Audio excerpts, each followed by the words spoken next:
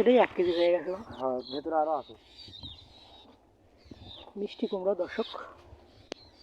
এই কাঁচারের মধ্যে এর মধ্যে নাকি অসংখ্য লাউ আছে এবং অসংখ্য মানে এটা না ইয়ার আছে যে তরির গাছ কদর কদর। এটাকে দেখে আপনাদেরকে কৃষি যে আল্লাহর কত বড় একটা বরকত দেখায় আপনাদেরকে।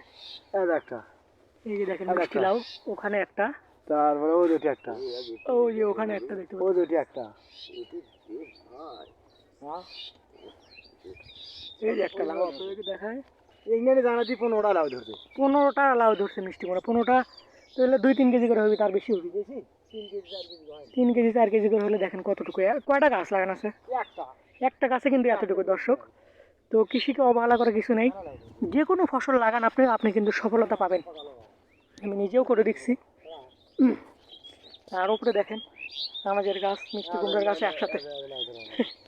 ওই যে দেখেন উপরে আরেকটা, কত সুন্দর মাশাআল্লাহ।